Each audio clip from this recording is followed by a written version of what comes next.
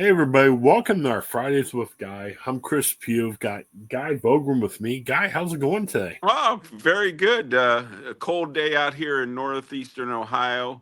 Uh, the football season has finally come to an end, and we're looking forward to spring. Yeah, definitely.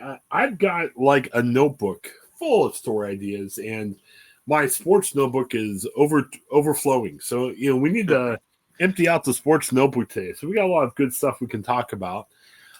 Let's start out in Columbus. This is kind of like a sports slash news story. But they finally picked a lieutenant governor.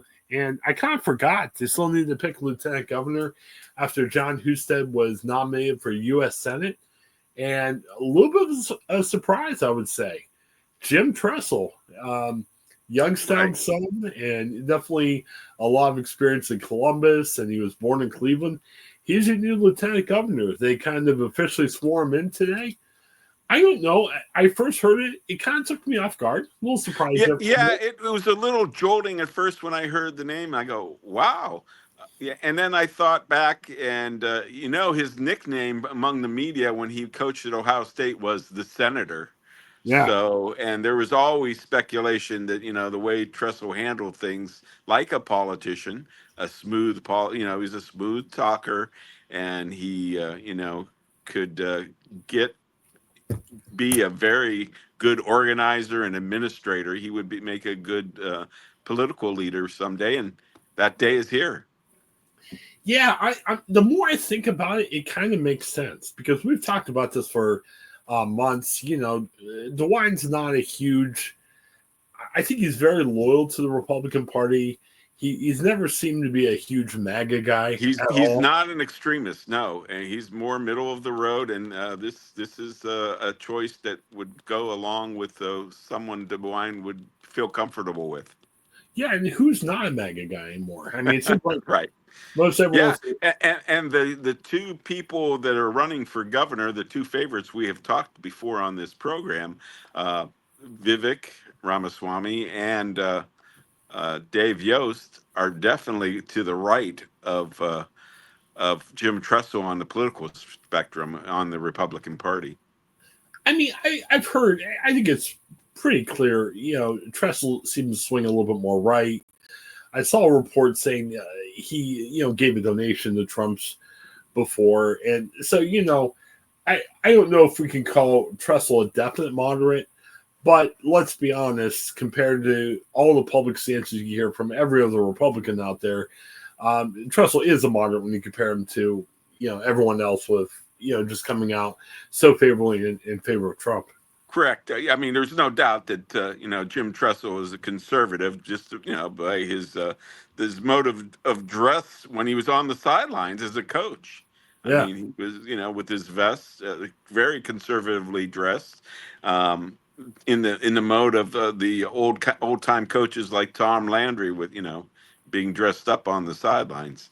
So, I can understand his political leanings. And this is not the first time that, a college head coach has, made it big in politics. I'm thinking of Tommy Tuberville down south. And then I don't know if he's a senator from Alabama, I believe. And he was a former Auburn coach. And, there's always talk of major college coaches retiring and going into politics. I know they had thought that maybe Nick Saban would be doing the same thing down there, but he's gone to the TV screen. Whereas Tressel really never made it as a media mogul, although he did have a podcast and interviewed some influential people. Along, I saw his interview. He was a good interviewer. Talking to Ryan Day, really, just really opened up to see who Ryan Day was as a person in my mind. Not just that cartoonish character on the sidelines who's is full of emotions. Yeah, that's a good point. I've seen recent episodes of the podcast. Wonderful to keep that up. I mean, I guess. Yeah. I would think it would be, and the big question now is, is this set him up for a 2026 run for governor? That may be the next announcement. And will here's another thing: will DeWine? We talked about this over breakfast. Will DeWine retire, and then Tressel automatically becomes governor according to the Constitution, and he'll run as an incumbent? Oh, I don't know. It's interesting. DeWine is getting up there in age. Well, a couple things that I've heard, and I haven't. I've seen reports saying this. I haven't seen Tressel or DeWine confirm this or not. It was interesting. There was a report out there saying DeWine actually asked Tressel about the Senate role. And Oh, Tressel okay. said no. That makes sense too. And so that really led to them getting to know each other a little better. Well, and you kind of wonder. I know Houston was kind of. He seemed kicking and screaming, kind of get pushed in the Senate. Like there was right. a while where he did. So you wonder what came first. Did DeWine talk to Houston first or Tressel? I don't know. Right, and this was all kind of in the back of DeWine's mind. DeWine wants to leave a legacy. We've here in this office have worked with DeWine and is in his role as Attorney General, our prosecutor Dennis Watkins, especially on appeals of major death penalty cases, and so we know that DeWine has a long political career, and I'm sure he wants to leave some sort of legacy for Ohio, and what better way is to do this to kind of handpick his successor. Well, and with Tressel, I mean, he served as president of Youngstown State. He served as vice president of Akron. I know that's not the exact same thing as being a lieutenant governor of Ohio, but he's done it before. It's not like he just walked off a football field and facing the media at press conferences. I mean, there's the pressure right there. The only thing he hasn't done is really face the voters, and you would think, his track record as an Ohio State football coach, the voters are certainly familiar with him. So, and by and large, it's a positive result. He's being honest. Right. When he in his press conference he talks about, hey, I gotta get up to speed with this, and he's being honest. Now, if he came out and said, I know everything about Ohio, you're like, oh, he's BS. Right. That's one thing. Jim Tressel has tons of humility, right? And it translates well in front of the camera. And he is, he has sort of a self-depreciating humor there, a very dry sense of humor. And he's and I've met him, and so he's certainly what he is before the camera. So his integrity is very intact. There is no two sides of Jim Tressel. What you see is what you get. Well, and John Hughes said had stuff to do. He was busy. Granted, I mean, you don't. In my opinion, you don't have to have loads and loads of political experience to be a lieutenant governor. I kind of wonder if that's going to be a detractor for him. You know what I mean? Right. Obviously, he doesn't have experience. He was honest. Even John Husted came, he was the Speaker of the House for the Ohio House. And so he had at least a political resume, whereas this is, Jim Tressel's first political job, really, political office. And with his name being, the coach, of course, Donald Trump has broken that mold. His first political office as president. So, we can't, really take that to heart anymore. And of course, past celebrities who have, made the successful transitions. I'm thinking of Ronald Reagan, whose first job was governor of California in political office. It's interesting he really sidestepped the issue when they asked him about it. I mean, I guess maybe he just honestly doesn't know, or maybe he's like, all right, let's see how it goes. I haven't served day one as lieutenant governor. Let's see how the next 2 years goes before I become, but he sidestepped it, Right. Well, Jim Tressel is not one to just talk off the top of his head. He's very shrewd, and he will weigh an answer before speaking it. Did that on the football field. What's your pick? And obviously it depends how it goes, but let's assume nothing major bad happens. It goes. You think he goes for governor? Yeah, I believe he will. I don't think he would have taken this job Oh, if he didn't have an intentions to run for the top spot. I mean, just look at him. He's been the head coach. He's was the president, so he's been all the chief executive officer of any other institution that he's worked for. now again, we're picking this like we're in Vegas or whatever. Right. What's then your? And again, I'm sure there's going to be more candidates come out as we go. But at the moment, assuming Tressel runs, you got Tressel, Vivek Ramaswamy, Dave Yost on the Republican side. Well, if those three of them are on the ballot, I would think the Yost Ramaswamy would kind of split the Trump vote and Tressel because of his popularity as a celebrity outside of politics, get him the edge here See, immediately. I got a feeling there was some reports that there was a little bit of acrimony between Musk and Trump, and not Trump, but Musk and Ramaswamy. So unless Trump is really furious at Ramaswamy, I would think that Trump would endorse Ramaswamy. So I wonder. I mean, I'm almost looking at it as if I had to pick, I'd say right now Tressel Ramaswamy are running tight, and Yost is kind of behind him. I would think. Yeah, I would say that too. Yes, I agree with that. But at the same time, Yost appeals to those hard right conservatives. Yeah, that's He's true. going to have, and that may draw some votes away from Ramaswamy, whereas you're going to have some Democrats wanting to vote for Jim Tressel crossing over. It's interesting because on the Republican side, I think LaRose announced a plan for it was even treasurer, auditor, and Right. then there was another guy. The auditor is going to run for attorney general, right? Sprague, and there was talk about Sprague might go for governor, and he's kind of backed off from that. So it's maybe the field's clearing out now. Right, I think so.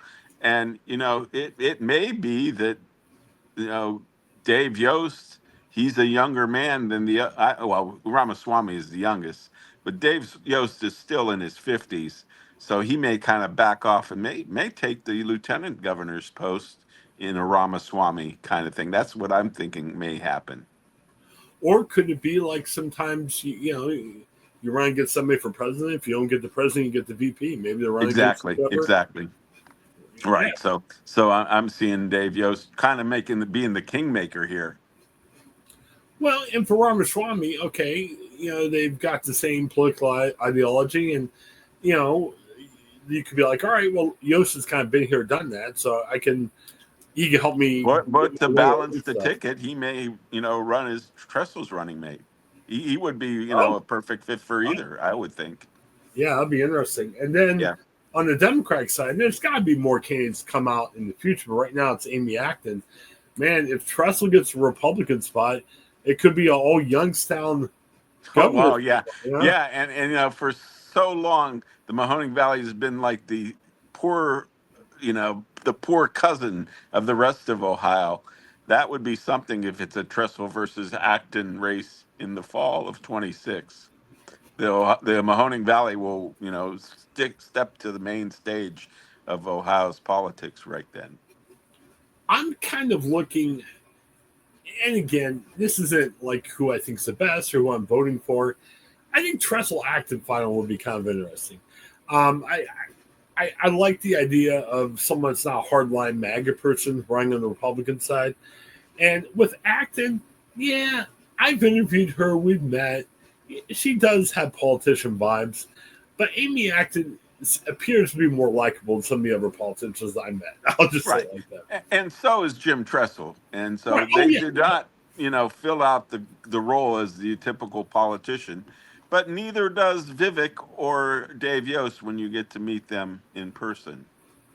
Well, I think, and again, if you like MAGA, no offense, I think, Vivek and Yost, even though they're kind of relatively new, that they're kind of embracing that overall, Trump vibe. But right. Who knows? The way things are going, maybe you have to embrace the Trump vibe to have any a Right. chance to Well, political. Dave Yost is a lawman first and foremost. He was originally the prosecuting attorney out of Delaware County.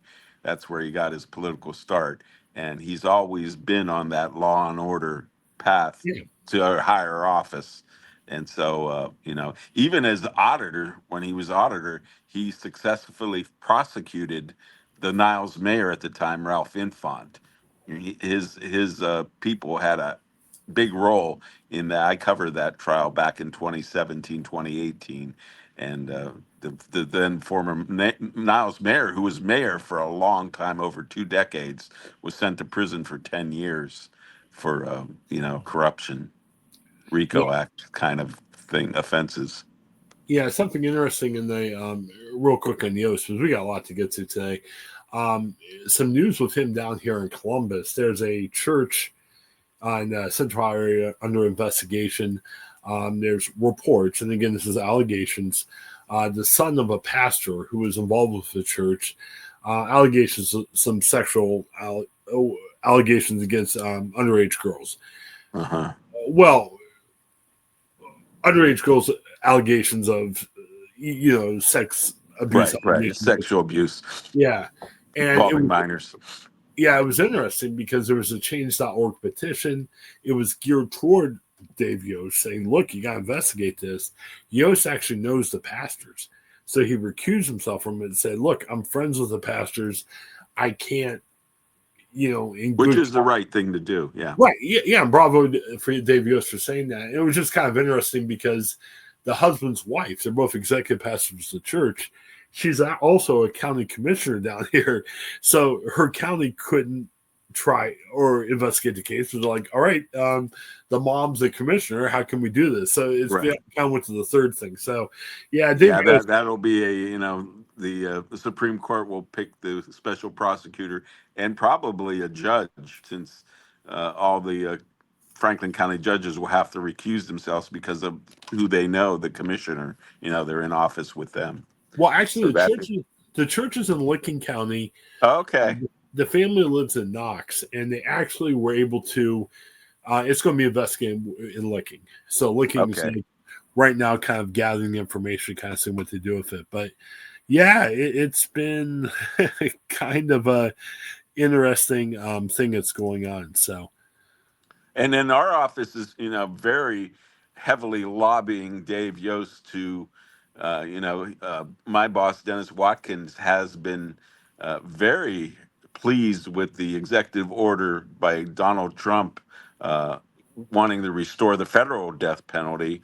And that order also had some things about the federal government helping states get the necessary drugs to execute the death row offenders who are all clear of penalties. And so, we have a couple Trumbull County cases that, are free of clear of penalties, and there's, death death warrants already signed for these people.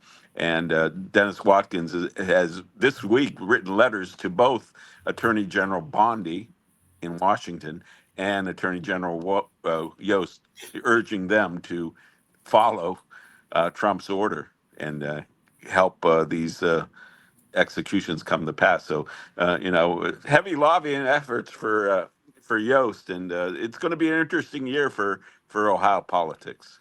Let's yeah, put it definitely. that way. Never gets boring. All right. Well, Tressel's an interesting story because it definitely has news interest because he's lieutenant governor. Yeah, But and it gets on the sports pages also because yeah. Tressel for years is made him his name in the sporting world. Oh, and can you imagine the help he can give the Buckeyes? Remember that flag? They're supposed to pass a law saying you can't plant a flag on opposing field. Oh man, there's going to be Right. lots of fun stuff going on with that. Well, speaking of Ohio State, Michigan, look at this transition guy. I'm impressive. Kind of a sad story coming up. Well, this Sunday's game will be a Ohio State Michigan basketball game at Value City Arena, right? Right, and there was a transfer. Ronnie Gayle used to play for Ohio State. Oh yes. Again, you're able to transfer a lot more easier now. He went to Michigan, and it wasn't like he wasn't part of Ohio State. He definitely had a significant role. It wasn't like he sat on the bench and never played again. No, he's a starter. Yeah, and he just found an opportunity, and you might look at that and say, okay, that's kind of weird that you're transferring to Michigan, but he's got that right, and Well, yeah, and now in the days of paid athletes in the transfer portal, right, that may be happening more often than we will think. And believe me, I live in Columbus. I know we're passionate about the Buckeyes. I know, Michigan's always that team up north. I know, especially in football, a lot of bad feelings, especially after Michigan won 4 years in a row. But, Ronnie did a story for Dispatch kind of in preparation for this game on Sunday. And he's sharing, look, I got death threats in my. I'm not surprised. Yeah. Yeah. And again, not surprising, but how can we get past this in sports? I know we're passionate about our sports. I know we get excited about our sports. There's nothing wrong with that. But, and I know sometimes we can say stuff online we really don't mean to do, publicly. Sometimes we get fired up and everything. But why are we still doing the death threats? Right. And it just seems like the rhetoric from, before it used to be friendly rivals. Now it's hated rivals. And, there was never any love lost between Michigan and Ohio State. But at the same time, when we think about back between Woody and Bo, their rivalry was only on the football field itself. It didn't cross anything. And Woody actually was a protege, was a mentor for Bo. I mean, they helped each other at the University of Miami, and to reach the heights. So there was no animosity personally, and that's what I think. These modern sports fans don't have. This is like a family rivalry between. Brotherly love is not always nice and fuzzy love, but it should be a brotherly type of love where there's rivalry, there's competition, there's like maybe fisticuffs, but at the end of the day, you're still brothers. And that's why I always like to argue that with all these people in the newsrooms back at the sanctity of the conference. And that's why when I was a sports fan, I would always root for Big Ten teams, even Michigan, when they were in bowl games or at the NCAA tournament, especially when Ohio State wasn't repping in these things, because that's who you are. You're part of the Big Ten. So that's your brothers in the conference. But I think that kind of thinking has been lost now in this, heavy rhetoric in the political area and now sports. And it's a matter of life and death when before it was just a matter of competition among brothers. You see what I'm saying? Oh, yeah, exactly. Maybe it's different. We're journalists. So, we have our favorite teams. We get fired up. And our words kind of, we talk about battle and war in sports, right. and we don't mean it like it's true war among enemies, hated enemies, but it seems like people have taken that to heart into their brains, really. Well, and I shouldn't say something till next week, but just a little bit of breaking news here. I'm going to go back in the world of full-time journalism. Now it's the next week. It's in the Columbus area. Excited about it. But I will say the one thing that may change for me a little bit, especially in relation to the podcast, where, we can still have fun and everything, but I look at stuff more analytically. So, look, I'm a Steelers fan. I don't like the Browns. I hope the Browns lose every game. But on a podcast like this, in the newsroom, I can report on it from a Browns perspective. You know what I mean? Right. You tell the truth either way, and you go from there. And I think that has carried on where even though I like Ohio State because I live down here, I'm not a Michigan hater. I don't know if I would go as far as you say with the sanctity of the conference, No, you would kind of root against Michigan, and I kind of find myself doing that nowadays, rooting against Michigan, say in bowl games. But you know, it was tough for me to root against Michigan again when they were playing Alabama in this last bowl game in Tampa on January or December 31st, and I was kind of happy that they beat Alabama. Well, yeah, I'll be honest with you. It And again, made this is Ohio State look better. well, and this is how I feel. I mean, everyone can Uh-huh. feel differently. This is just how Chris feels. Like it's like the Super Bowl. I have the guys I do a Steelers podcast with. We were texting back and forth during the Super Bowl, and one guy hates the Chiefs, and he's fired up. And he's like, "Oh, Uh-huh. great, they're losing." I'm like, I really don't care. You know what I mean? I Right. watched the Super Bowl. I enjoyed the Right. Super Bowl, but I was there just to watch the game. And I can't get fired up, even if the Browns made the Super Bowl once sometime. I'm not going to get like throw stuff to the TV as the Browns won. Right. I'm more passionate if the Steelers make it, if they can win or lose. Sure. But I get to the point where it's like, okay, as a news guy, yeah, I'll talk about other teams and give the perspective. But if we're just talking as friends and fans, I'm like, if it's not my team, I understand that, yeah, and you know, and you as a journalist covering Ohio sports, right. when if an Ohio team is in the Super Bowl, you're going to be happy because your viewers are going to be excited.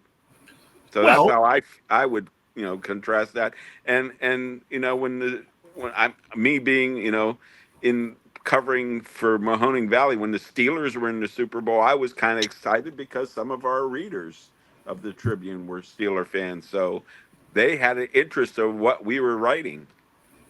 I mean, perfect example. The TV station I'm going to, and I think I can say it. The TV station I'm going to, they'll put stories on their website about the Bengals, but again, it's in Columbus. They don't cover it on a personal level. Right. But I can tell you when I worked for Gannett, I worked with Columbus Dispatch, Cincinnati Enquirer, and some other places.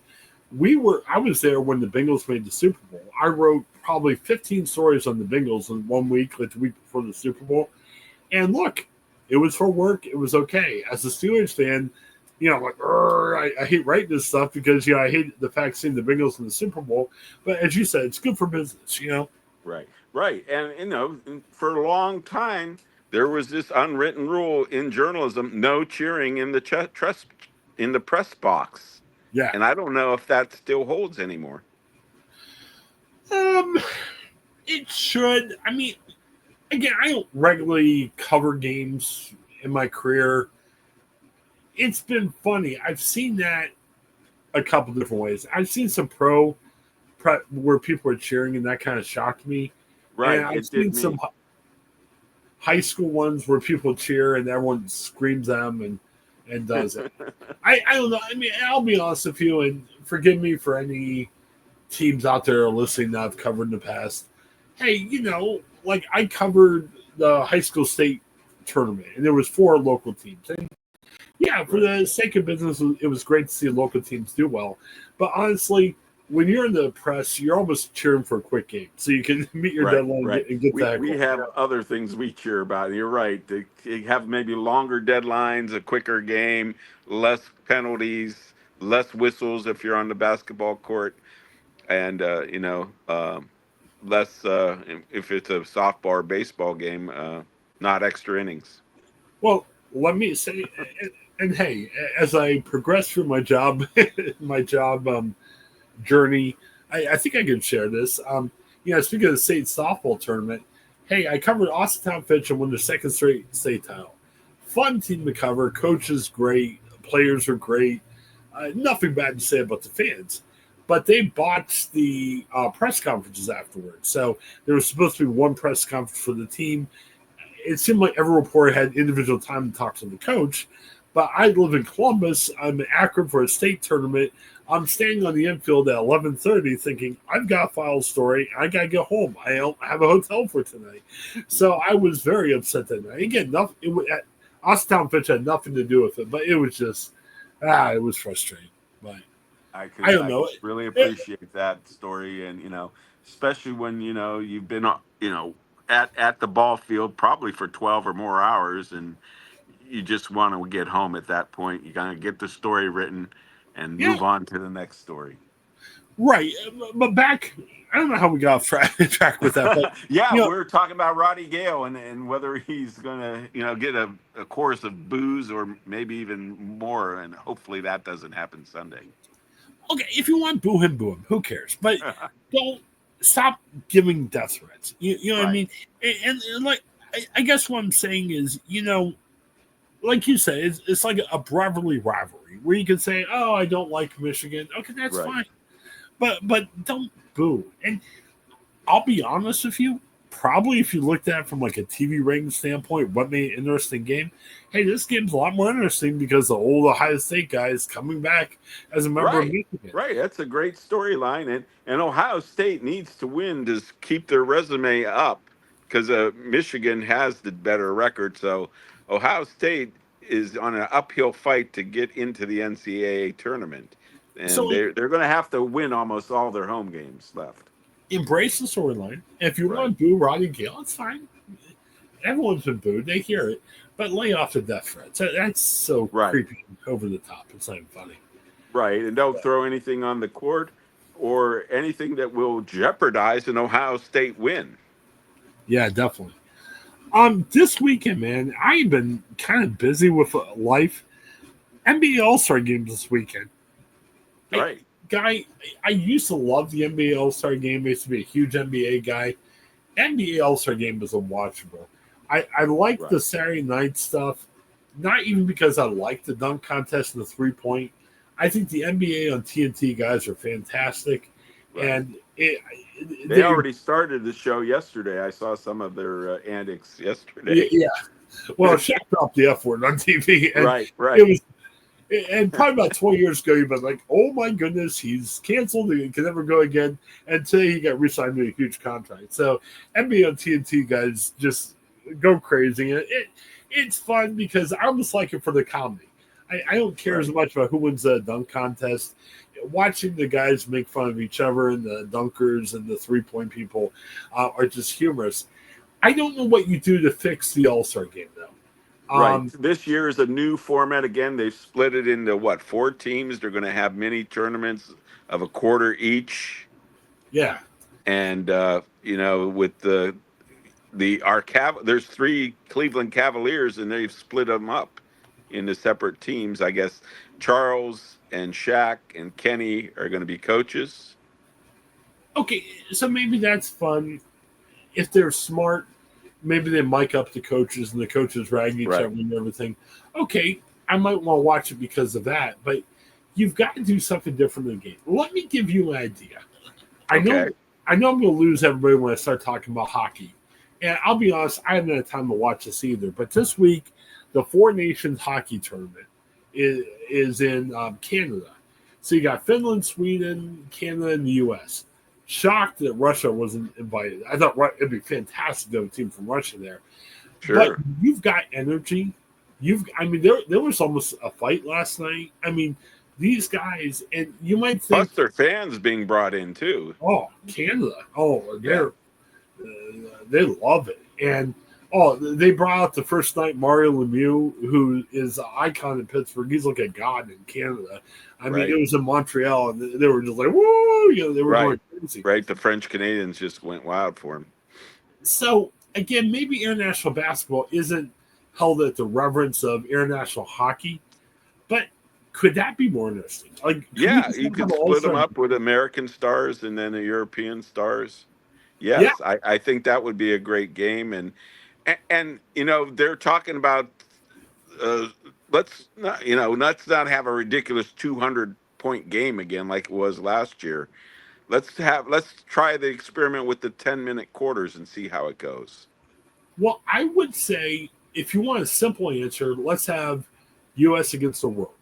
Pick all U.S. against the world, right? Yeah, and that's the easy thing to do. Or go what NHL did. Put the season on pause for a week. Have 4 nations tournament. U.S., Russia. With NBA players on them, right? Oh, yeah. And or what you could do, and I don't know how many players are from certain countries. Maybe you have a U.S. team or a Europe team, an African team. There's a lot of NBA stars from the continent of Africa. That'd be interesting. Correct.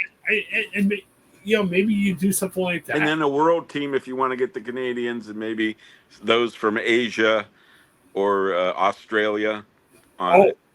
well, that's an interesting thing because if you look at the Yeah, Olympics, the the rest U.S. of the world. still won the gold, but like the Canadian team wasn't bad either. So I don't know how Right. you split off. Maybe you have a North American team. I mean, I don't know. Who knows? But I think that would be fascinating. And again, you might say, "Wow, that's crazy," but the NHL All-Star game was unwatchable. So do something different. Right. If you can make it work there, do it in the NBA because it's getting rough, and I don't like it as much. I was traveling. I was up in Northeast Ohio yesterday. I went to see my mom, and I sat down on sheets and just catching up with some work stuff I haven't gotten to recently. I was listening to the New Heights podcast. It was kind of an interesting episode. Jason Kelce, Travis Kelce. Jason recently retired. He played for the Eagles. Obviously, Travis lost the Super Bowl as a member of the Chiefs. It got pretty intense for a while because the brothers are close. Jason Kelce, lifelong Eagles player. So in some ways, you're excited because he's only been retired for about a year. So he still knows a lot of the guys. So he's excited for his friends. But his brother lost. And if you looked at what happened after the game, Travis looked sad. And he looked older. Right. And And during the game, it seemed like the Eagles' defense was keying on Kelce. Well, that's because they had to. Kelce was one of Mahomes's safety valve passes, so they knew once they got his safety valve out that Mahomes was going to be scrambled if he was, especially didn't have time, and that's exactly what happened, and that's what led to the blowout. And I know old-time football fans hate to admit this, but you got to understand, NFL anymore isn't just about what's happening on the field. The Kelce brothers got $100 million podcast deal. Right. If you think about it, and obviously there's other people involved. I'm sure it's not like Jason gets 50 and Travis gets 50, but they're getting paid. Travis, he was in the FX series. He's been, in very many commercials, and of course, his relationship with Taylor Swift doesn't hurt. Yeah, I mean, he's acting now. I mean, it's not even just commercials. I mean, he's in series and other stuff like that. And on the podcast, I mean, he was pretty much saying, "Look, it might be over. I got to think about it." Right, And he's 35 years old. He's, it's a hard season now, especially with 17 games. Yeah. And a training camp, and there's very little downtime really when you think about it. This is when the off season begins, but around April or May they'll start the mini camps again right after the draft, and then it's when you have to start gearing up, and so that's only a couple months away. Well, and you got to think too. It's just, yeah. I mean, what do you do? I mean, is it even worth it? And again, Kelce still had a decent year. He had 97 catches, but it wasn't the Kelce of old. And again, he obviously has lost a step or two. So what would you do if you were him? I mean, he's got a lot else going on. I mean, it's not like, oh, if I retire, I'm going to sit around and do nothing. I would, look to his next gig, and I would hang it up. I'm sure he would get some offers to stay in the game too, and maybe broadcast or coaching. Oh yeah, I mean, it's broadcasting, and again, when you have $100 million podcast deal, and that's separately. I mean, that's aside from anything else going on. Yeah, why don't you try that? Or invite us part of your podcast deal. We'll do this podcast under your podcast. It'll be great. We'll do that. We can warm him up. Yeah, definitely. Yeah, we probably warm him up. I don't think they'll warm us. This isn't Travis Hunter. He's a really intriguing prospect because he does both things, offense and defense. And the Browns having the number 2 pick in this coming April draft, or have to think about taking him as the best athlete available. Well, and with the NFL, you don't have to pick one side or other. You can do both things, and there really hasn't been a player who did that. I can't imagine he's going to play full-time both ways. But the last one I think about is Deion Sanders. Right, but Deion didn't play full-time offense. No, not on offense. No, he was the cornerback. Well, and that's, I guess what I'm saying is, like, you don't know what direction Travis is going to lead because he is a bona fide pro prospect at both levels. We got indication of where he might be thinking. The combine's coming up, and he's listed as a defensive back. Right. I think he's like the number 2 rated back on the draft boards, whereas as a wide receiver, he would be number 4 or number 5. Yeah, Hunter said he wants to play both sides. And again, think to where Deion Sanders was. Deion was a cornerback, but he was utilized in offensive formations. Right. Not extensively. Not every play, right. And I kind of think, and the story is saying, why did he get listed as defensive back? Scouts are believing that's where he plays as a pro. Now, again, Travis Hunter could play receiver. You never know. But it's intriguing that that's where scouts say he could be. So I don't know. If he is kind of like your full-time defensive back, and maybe he's your, like, you could use him on a 4 and 5 receiver formations. If you're the Browns, I mean, you need a quarterback. Would you look Hunter's way at number 2, or would you look a quarterback's way? Well, a lot of people, and I kind of tend to agree, this is not a deep draft class for quarterbacks. I would tend to want to pick Hunter because you're going to need help anywhere in the receiving corps, and you may have some losses in the defensive backfield with maybe Newsome and Ward wanting to be traded. My only concern I have with that, and I see the point, I think if you draft number 2, you've got to have a guy that's going to immediately contribute. You can't draft a bust, or you're even worse than you were before. Right. And I would think Hunter is going to be a star somewhere on the field. Yeah. It's going to help the team. Whereas if you get a Shedeur Sanders, you may have a circus atmosphere a la Johnny Manziel, or even like a Baker Mayfield was. Well, the other way you could look at it is, say Sanders Award becomes the next Jaden Daniels. But you look at the Commanders really didn't have a great football team. In my opinion, I think Jaden Daniels really propelled them to a higher level. Jaden Daniels was the Heisman Trophy winner, and the Heisman Trophy winner this year is Travis Hunter. Yeah, now you can't say like Jaden Daniels would have made the Browns an AFC contender because the Browns were a mess last year. Right. But strictly because of their quarterback problem. Well, here's what I'm starting to think. I think it would be a hard sell to get a bona fide quarterback to come to Cleveland just based on all the turmoil they're going through as a team. And B, my other concern is what happens with you got the Deshaun Watson contract that's eating up your salary cap space. So I think there are veterans out there that might be a factor, but you would have to convince whatever veteran that is to come on a real minimal contract with a really bad team. Right. I'm looking at guys like Aaron Rodgers. I don't think Aaron Rodgers want to come to Cleveland. Yeah, and that would be another thing for a circus-like atmosphere. You might be setting a stage for that.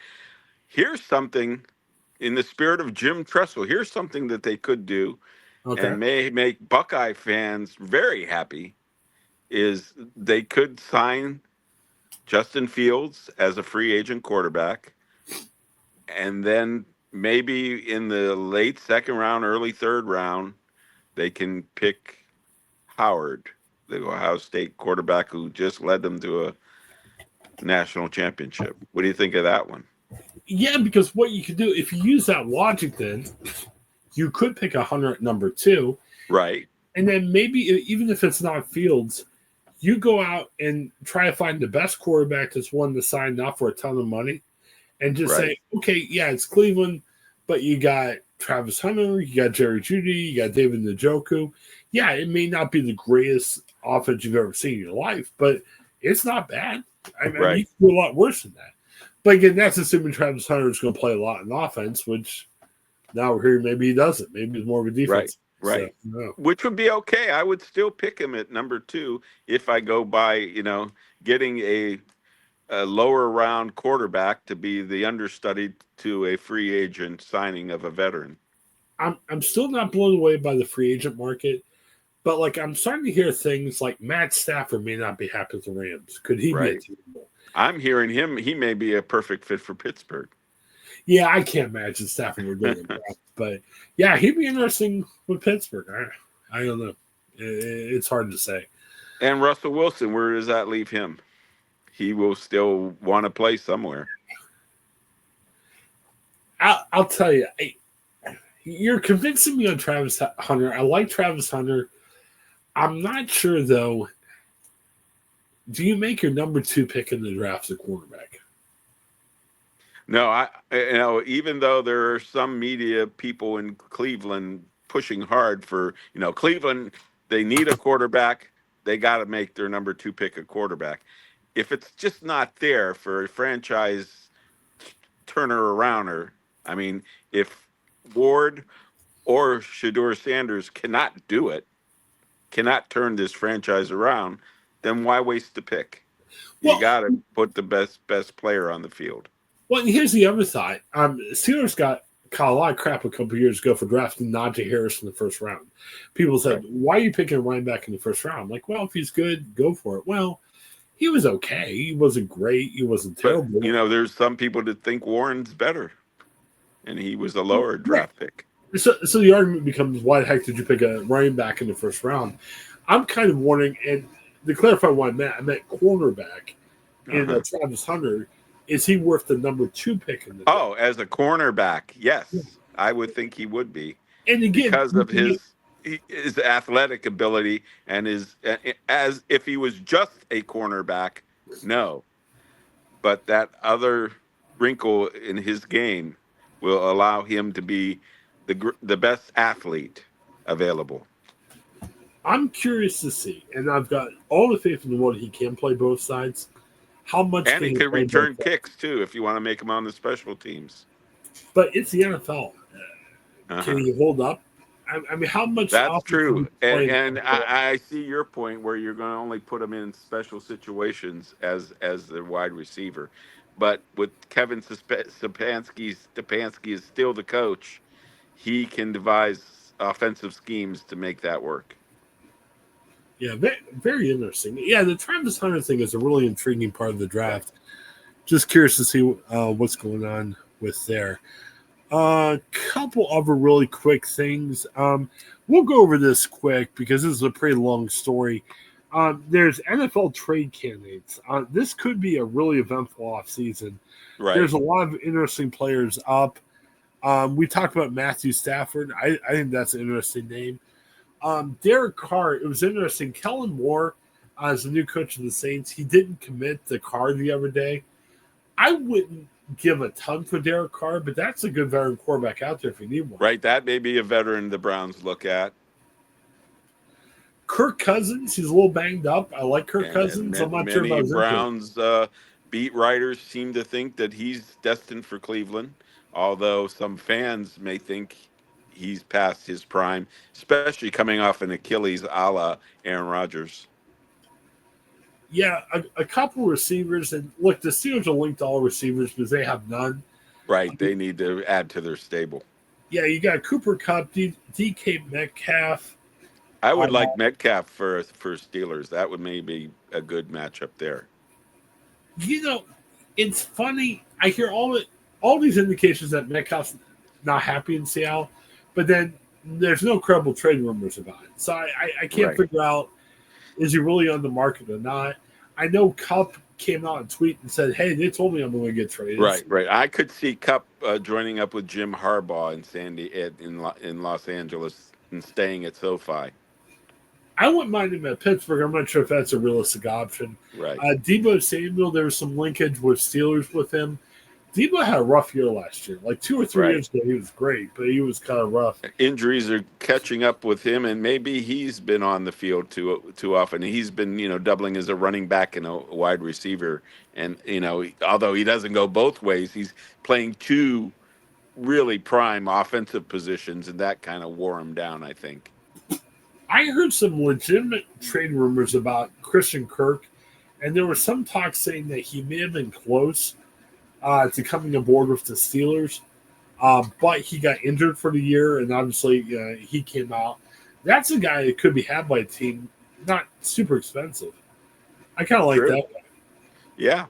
Yeah, the Steelers are coming off, a disappointing ending to their season. So there's going to be some changes personnel wise on their roster. So these are very important months of decision for both the Steelers and Browns. And it'll be interesting to see how, with the free agent period preceding the draft. So for March and April, we're going to have lots of NFL talk. Yeah, you talk about eventful off seasons.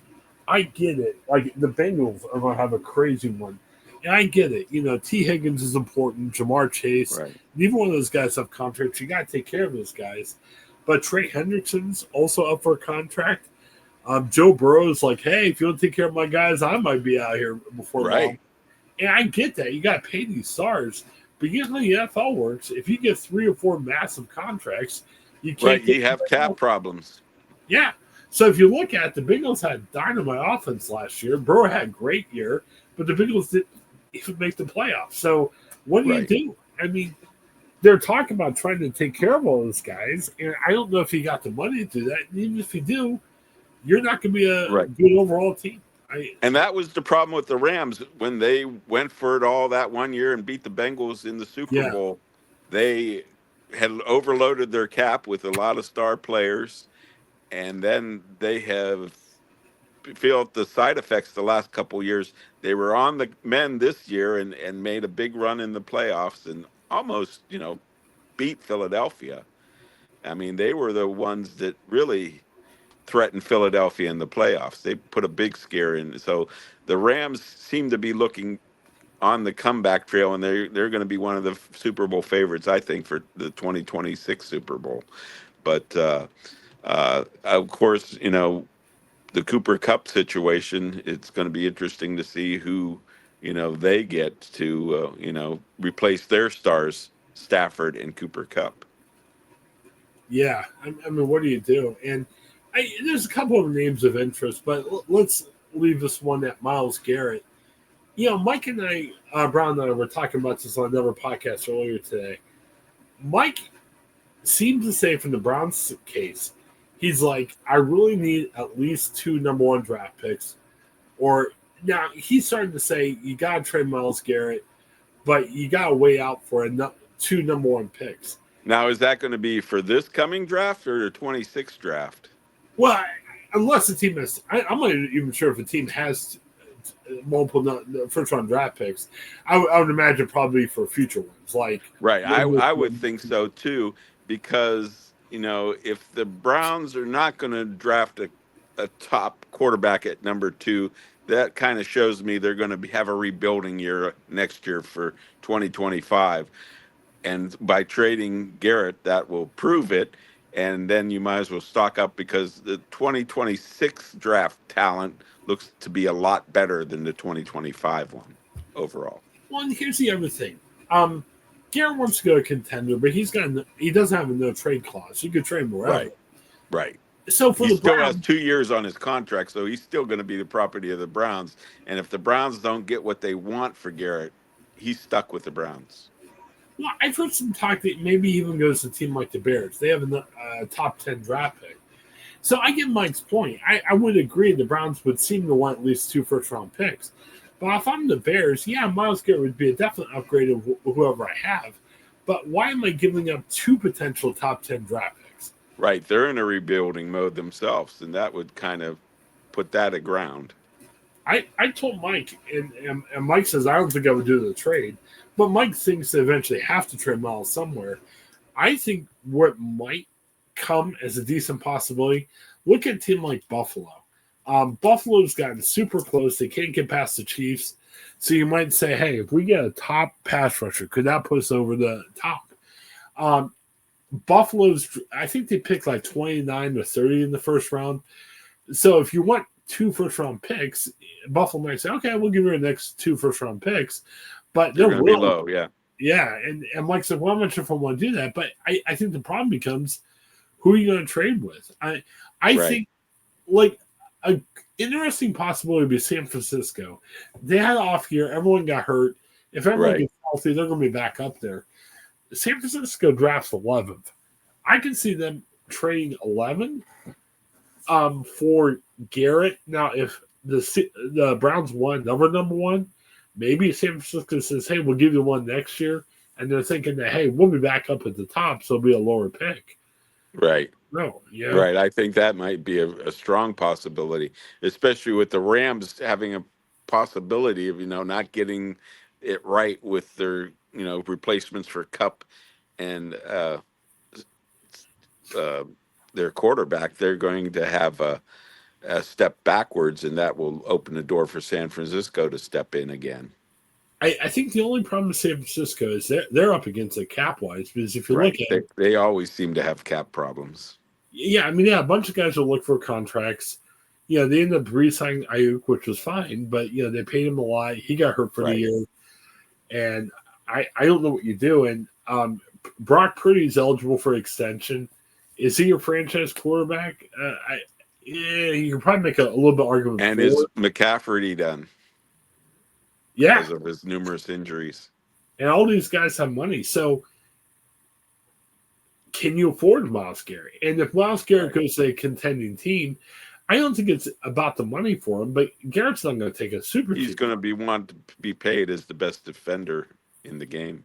I think he might take a little bit less money, but he's not To going to go take to a contender, yeah, I kind yeah, of agree with that. but a little less money. But will the 49ers be a contender?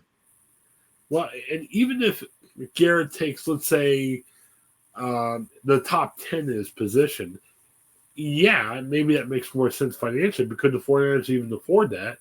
Unless they do more salary cap gymnastics, they'll screw them even harder down the road. Who knows? Yeah.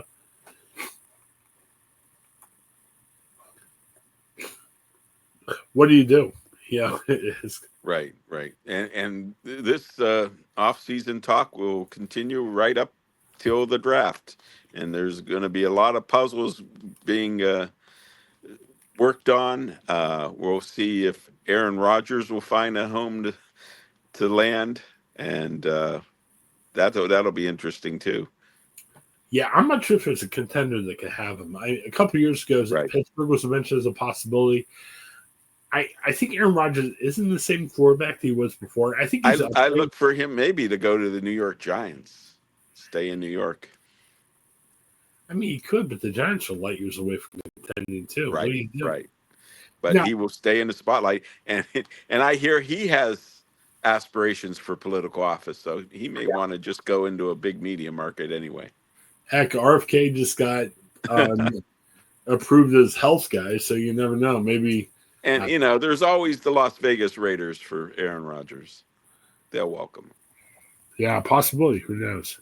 And he's going to get cut, so he's out there. I mean, it's not like it's going to take a lot to get him. All right, a couple other quick things. Again, hate to get political here. Man, it must be nice to be Donald Trump. We're sitting here like, man, he's a sports fan. We're sports fans, and you're like, man, how can I get to these big super events? How can you get Super Bowl tickets? 2 weeks in a row, he's going to go to the Daytona 500. Of course, that's just a drive up the road from his Mar-a-Lago estate, so he's not going far. He was going for the long President's Day weekend anyway. So hey, on Sunday afternoon, well, just go up the coast a little bit. But the security for these, the president to go to these events has to be really tight. And, you're not going to just, with a couple of thousand people. There's going to be almost 200,000 people in the Daytona 500. Well, get this. It's not like you call me up and say, "Hey, I got tickets for the Cavs game. Come on up with me." I mean, all it costs is our gas to get there and the cost of the ticket. I mean, obviously security. I mean, Getting through the crowd. I mean, the traffic jams. You're going to block off. I know they blocked off roads in the Youngstown area the whole afternoon with the day that the J.D. Vance visited East Palestine. So, can you imagine with 200,000 people trying to get to Daytona, the roads are going to be blocked off for the motorcade? I would imagine they're going to helicopter man, and I would hope. I mean, they'll find a spot either outside the stadium or I would maybe hope they would. Yeah. you just walk them up there. Again, I'm going to be a full-time journalist, guy. We'll talk more about it this week, so I can't wave flags either way. But we're in a what do you call it, sensitive time when we're careful about how much money we're spending. We got Doge and everything else. How is it? It reportedly costs about $20 million to get into the Super Bowl with security and everything having to do with the Super Bowl. Right. All the money that Elon saved in Doge is going to these 2 weekends. And I get it. I mean, the president's got to appear places. Not like the president can hide or whatever. I understand that, but just food for thought. I mean, I'm hearing a lot about Doge, and that's fine. But again, if you want to be really careful about Doge, look at everything, not just the stuff you particularly don't like. I'll leave it at that. I feel awkward even saying that, but I'll just leave it at that. Some other interesting stuff happening. Do we care about this? On social media, NFL fast guys like Tyreek Hill, he's taking aim at Noah Lyles. He's a big American sprinter, and I'm faster. No, I'm faster. Now they're going to race against each other. Hey, all of these, there's some now that the NFL season is over. There's lots of hours to fill in sports television. So we used to have the Battle of the Celebrity Network Stars, with them doing Olympic night like events. And we can't bring that back. That was fun. I missed it. Yeah, so now we're going to have race, track meets with these athletes, and hey, somebody's going to watch it. We need to fill the ratings, and there's going to be a void.